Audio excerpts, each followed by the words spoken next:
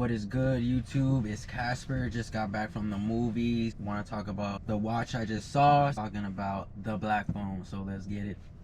This movie right here, it was very anticipated to see. It got pushed back a couple times. The pandemic stuff happened during the pandemic, so the movie got pushed back. Finally got to it. I want to give you the rundown and what I thought about it. Black Phone is rated R and it's an hour and 42 minutes. After being abducted by a child killer and locked in a soundproof basement, the 13-year-old boy who got abducted, the kid who got abducted, he starts receiving phone calls on a disconnected phone line from basically like the spirits of the killer's past victims, and that's what the story is about. So you're following the boy in the room, and he has to go through all these challenges, and he's getting help through the phone. Just want to start off by saying, when the movie started, the beginning credits, how they designed it, just the creativity on how they did the opening credits. I said the opening credits already gave me goosebumps. I felt like a little kid excited to see a movie again. But the credits in the beginning, the opening credits, bro, jeez, 10 out of 10 already starting with that. So I like the way the movie was shot and flowing throughout the whole movie. You got a little introduction in the beginning on basically who's involved. So when the movie started, you just got a glimpse on like who's in the town where the story's based at, and you start to follow the characters from the kids' perspective of what they do on a daily basis, and going to school, playing baseball, and it's just being kids. And I thought the direction and the build up for that, I thought it was pretty good. I thought it flowed really well. I thought it was a good introduction in the beginning. The actors in the movie: Mason Thames, Madeleine McGraw, Ethan Hawke, Jeremy Davies. So those are like the main actors in the movie. There's other actors in the movie. The kids, supposed to be a horror movie. I'll say the kids did a good job, and the cinematography for the movie all fit very well. I really like the shots that they did in here. A lot of the shots that they put in this movie had some sinister flashback type of vibes in here. A lot of the effects that they put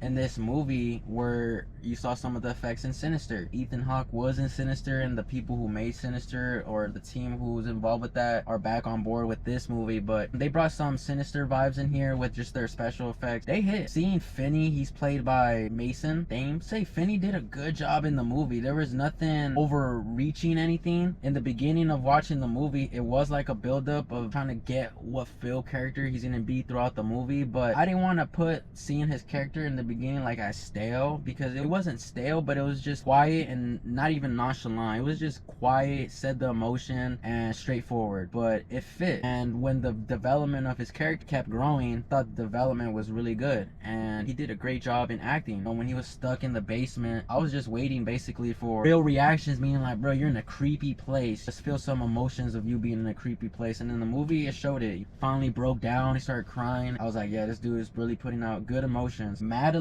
McGraw, who plays Gwen in the movie, who is Finney's sister, she could be, if it's not top 3, maybe top 2 actors in this movie. Very strong performance. She made the feelings in the movie real. When there's a scene when she, she's not even an argument, but the dad is mad at her, and there's some brutal stuff. The dad's trying to discipline her, but you could see in the movie that she's pouring out real emotions that you're like, ooh, it's brutal. She did good. Her structure of just presenting herself was really well. She wasn't just like too of a little girl, and emotions wasn't awkward. Like, I honestly liked her performance. I was like, wow, she's really holding her own. But with Ethan Hawke, I liked Ethan Hawke's performance. They introduced him in the movie. I was like, ooh, very, very creepy, just creeper status type vibes, how they brought him and introduced him in the movie. Thing I would say is, like, when I saw the trailer basically kind of showed the introduction of him in the movie. So when I saw the movie part, when they introduced him, I was like, oh, we saw that in the trailer. I would just say that about that. But Ethan Hawke's performance was straight on point. There is a little nitpicks I'll put. It's just like, didn't really need to, I just wanted him to be a little bit more creepy, in the sense of like, he didn't need to say cuss words, because everyone in the movie is cussing. This dude is straight abducting kids. He's a creeper, so he should stay mellow.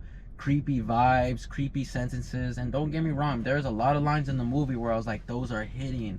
we had more of those lines with Ethan Hawke, we can make this character more creeper. He was more trying to act like normal but still be a creeper at the same time. He did put a good performance on being just a very weird dude. That's my little thing about that. And just some questionable scenes in the movie where probably didn't need to be added, but probably the director's like, you know, let's add that in there. But like I said, with Ethan Hawke, you know, it could have been a lot more shorter lines to make his vibe seem more creepier and to make this movie more of like a horror creeper movie, because it did pull it off. But there's just many times in the movie where like the lines were, they crack jokes, there's people laughing in the movie, so it didn't make me confused because I guess it made sense. But I was just like, we need to be, every time Ethan Hawke shows up on the camera, like some creepy stuff is about to happen. That's what I'll say about that. And Ethan Hawke did a good job. I'm not trying to spoil it too much, but for those who haven't seen it, it's a crazy scene at the end involving him and the kid. But I wish that scene could have been a little bit more emphasized,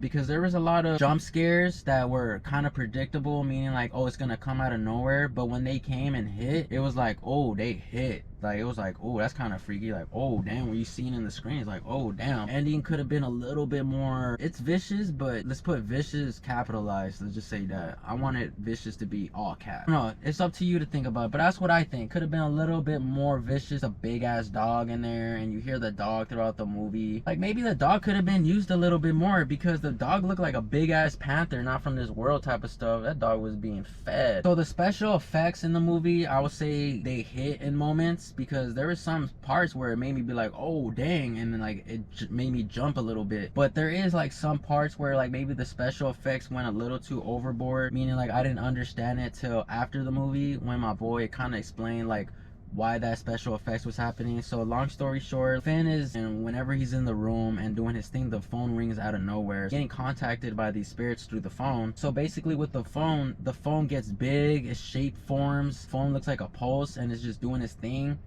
I personally thought that the phone was doing that because of hallucination, but after the movie and understanding it, it's more of like the kids all died, so they're all formed in the phone as a heartbeat, as one life. So the phone's doing is one thing like that. That could have been a little bit different. Felt a little cartoonish at times with those special effects. So the sound editing in this movie, killing. It was very good. I like how when movies and the music, people in the movie are doing stuff and the music aligns to their movements. There's moments in this movie where somebody would just move or move an arm or just like get up from something and the music starts. I like when music hits like that. It's dope. It had a good vibe. It was different. Yeah, so special effects in this movie, the killings, the blood, brutalness in this, they are real. Yeah, so this movie was actually a crazy watch. After the movie, it did keep me like back into the moments I was just watching, meaning, man, why is Ethan Hawke talking like that? I wish it was a little bit more creepy. There's many moments in the movie where I kind of sensed that was happening or it was gonna come up. But overall, the movie was enjoyable to watch. There was no disappointing drag. Real no drag. The beginning credits are insane. The creativity and the design, sound engineering in this movie is straight good. Cartoon effects in the movie was a little throwing me off in there. Some lines were just a little bit like, the girl in there has some you know, questionable lines, you know, it's like understandable as well. But so I can't wait to watch this movie again when it comes out on Blu-ray. And after watching The Black Phone, out of 10 I'm gonna have to give it an 8 out of 10. It's my movie review for the movie The Black Phone. Shout out to you guys for tuning in. We'll see you guys on the next video. Peace, y'all.